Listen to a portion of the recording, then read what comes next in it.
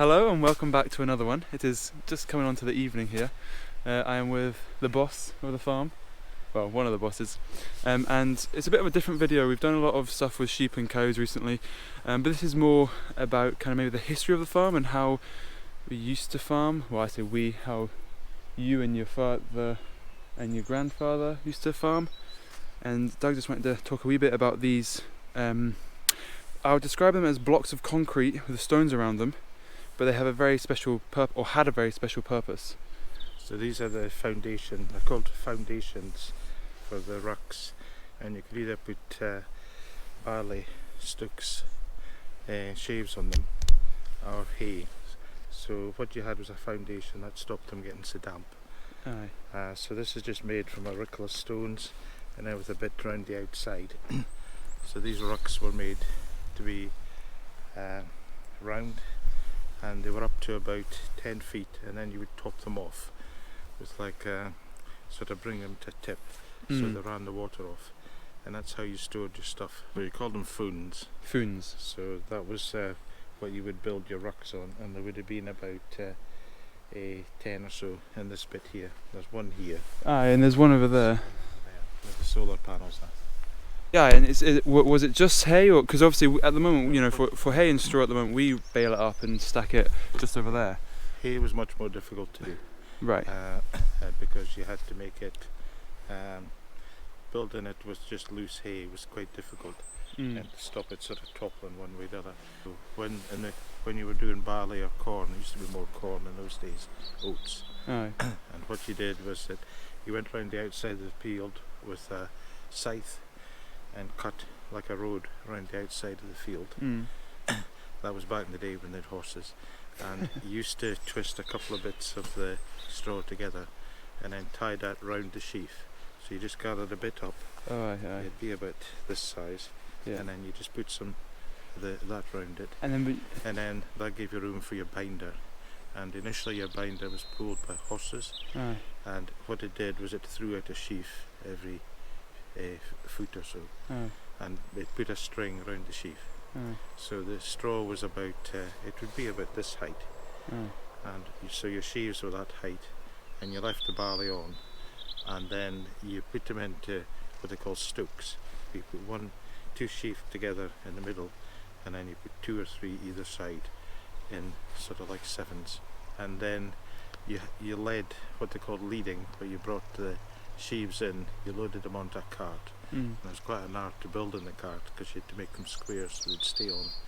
So you put the bottom, the straw to the outside, and the barley, the top heavy bit, to the inside. So you made them quite square, and then you'd bring them in, and when you had the horse and cart, you just brought them in with the cart, and then you had someone who would build it into rucks. So basically you started at the bottom, you had the straw to the outside and the barley to the inside. So here you would have a sort of one sheaf, another sheaf, and they all led into the middle. And you had a slight slope, so that they sloped slightly out the way. So if the water got into the ruck, the water would run out. And then you got up to about this height, and then you would top them off. Now, how many bales of hay would we be able to fit in this? Do you know? To build into a ruck, you'd probably have about, you'd have about 10 bales of hay. 10 bales. Okay, so it wasn't massive amount then, right? And then in the winter, you put them into the rucks, and then they sort of left them over the winter. Right.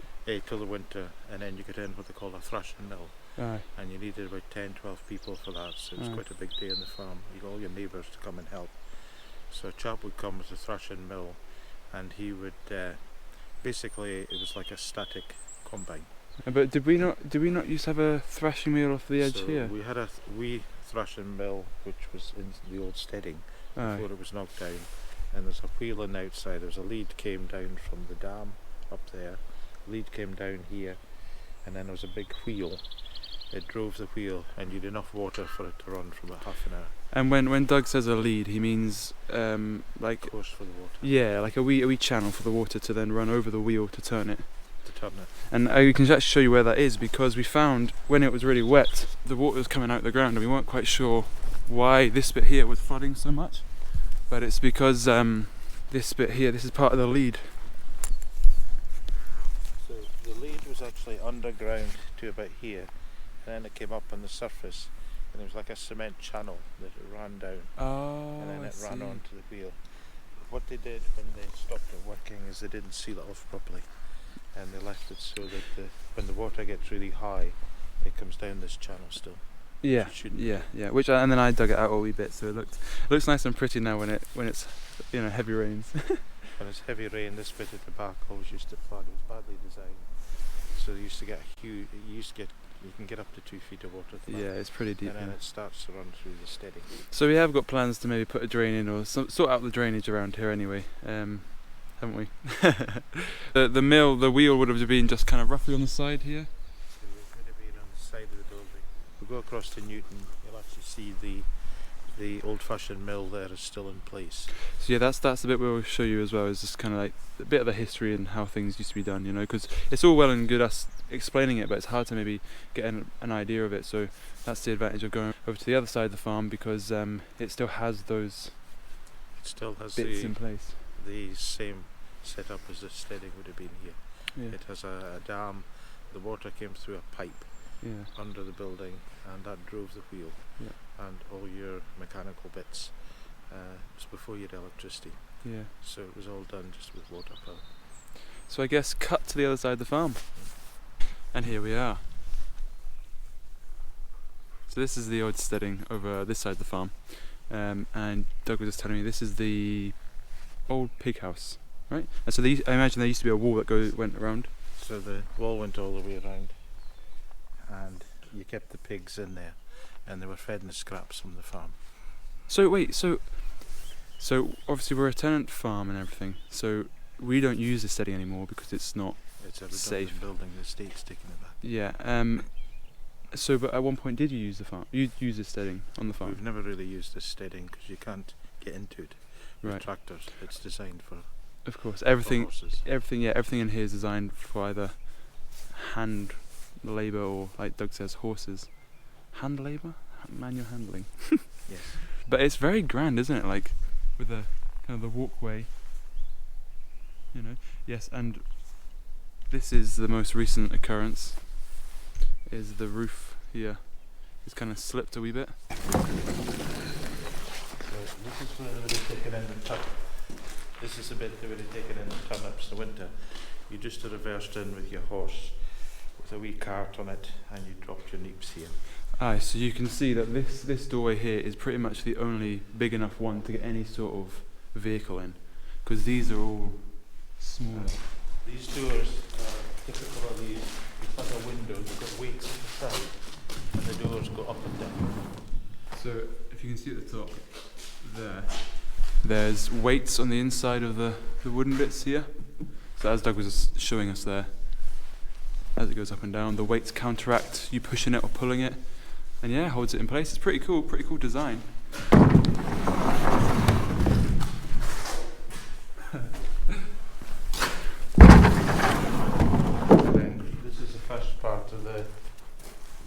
Where you keep your cows. The cows were all kept inside over the winter, so they would come in about October, and then they'd be inside for the whole winter. You had 2 cows, one here, and they were tied with a bindle.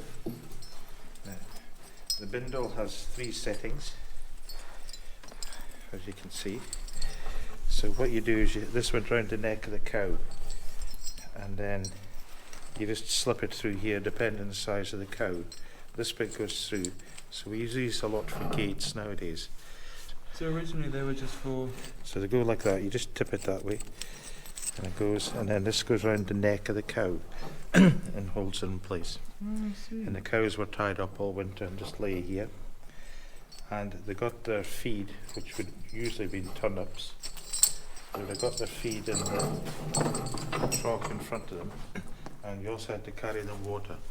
So you put the feed in the troughs, and in those days they used to hash up the turnip, in other words smash them into bits for them to eat, which made them easier.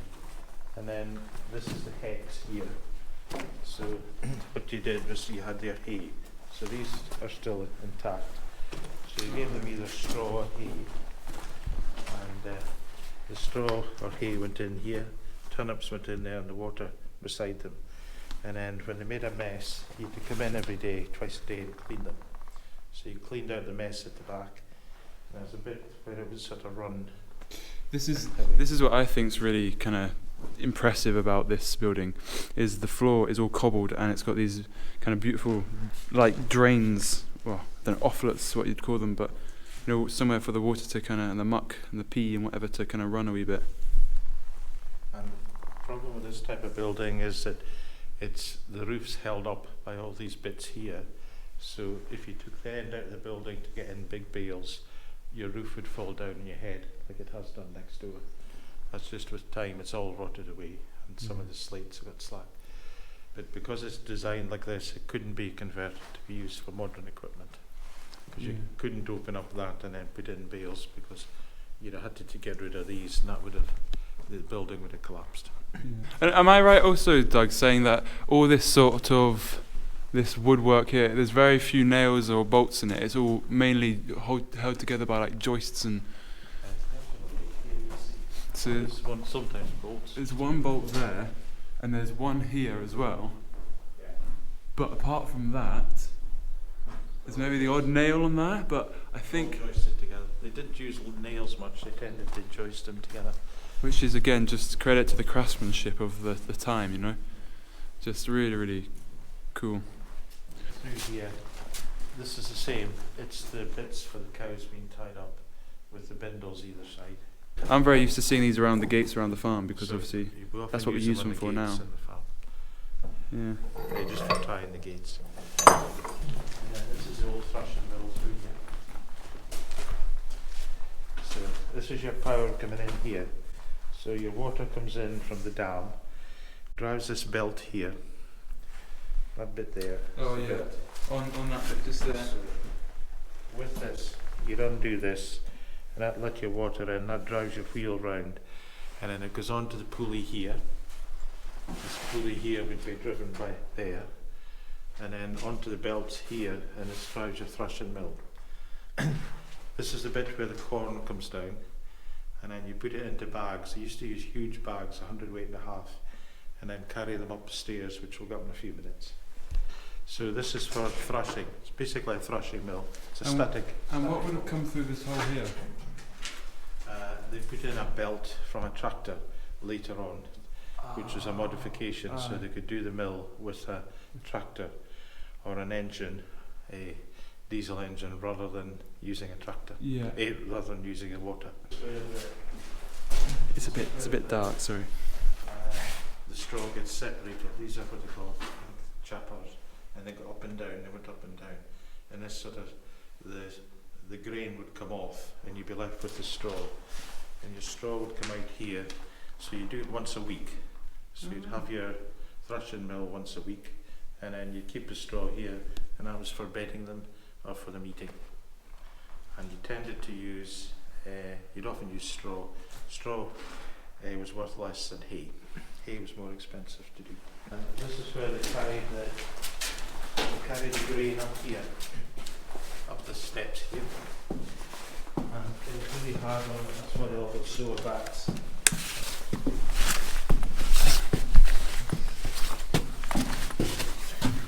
Because the weight of the grain was actually really hard on their backs, so a lot of them got back problems. That's Doug's excuse anyway, hey?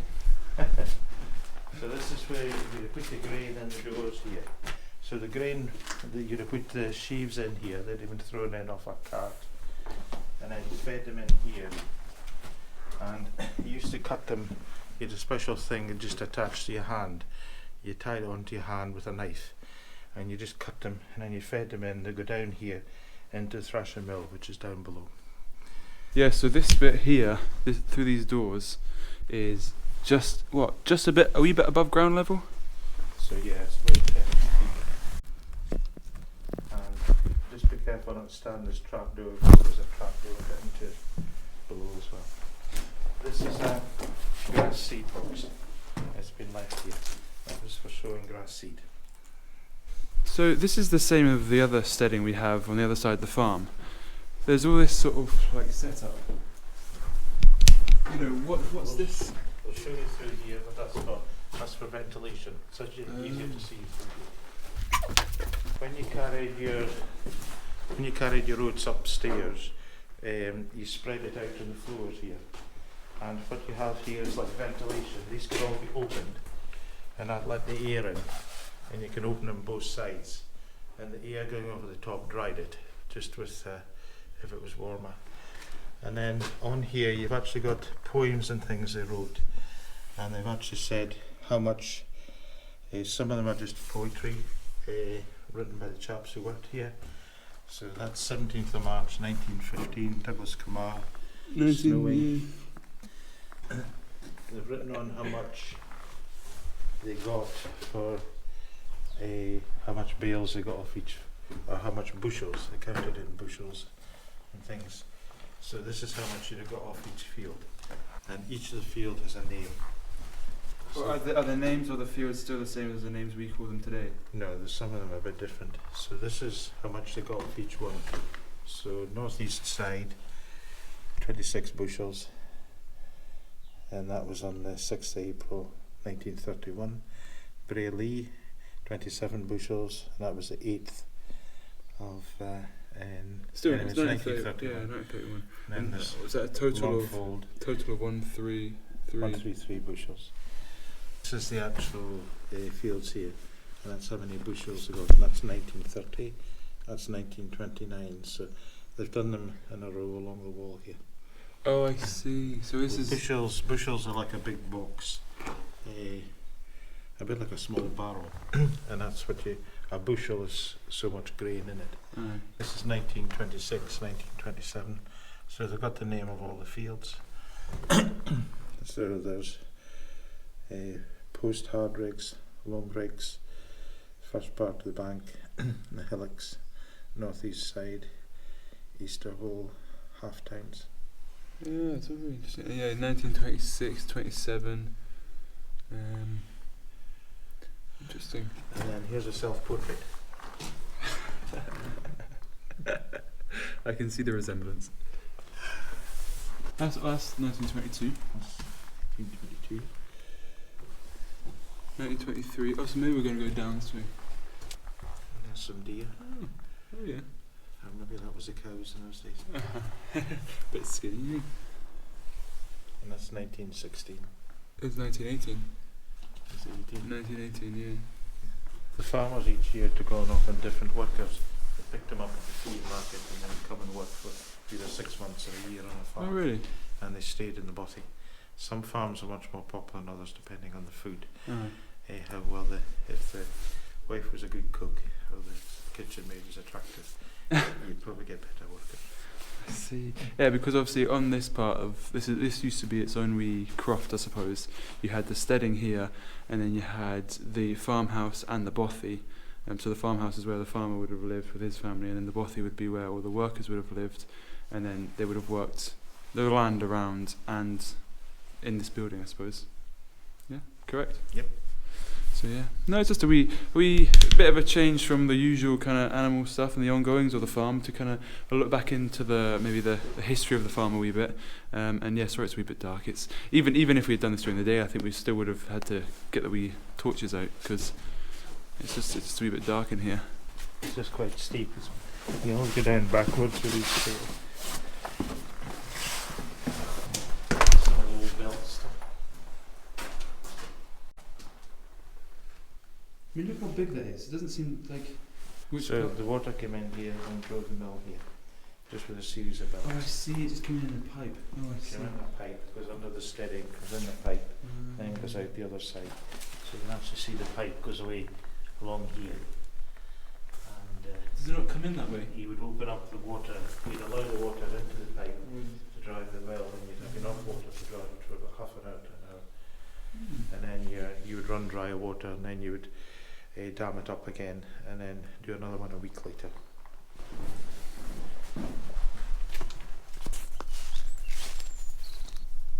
There's the moon. Yeah, so that's that. I mean, you can see how light it is outside. It's coming towards the end of the day here, but yeah, just thought we'd give you a quick tour of this old steading. It's very historic, and it's just interesting as well to see the way that farming would have been done in years gone by. But yeah, So that's the farmhouse there, and that's the bothy there. So the farmhouse just here, and the bothy. Anyway, I'll get some drone shots and stuff, so you'll be able to see it all on the drone shots. The bothy was better built than the farmhouse. The farmhouse is older. Very, very interesting. And yeah, like I said, hopefully you kind of saw bits and bobs there. But yeah, you got anything else to add? No. No? Well, thank you very much for giving us a wee tour. And yeah, hopefully you enjoyed that one, and we'll see you on another one. Thank you. Bye bye.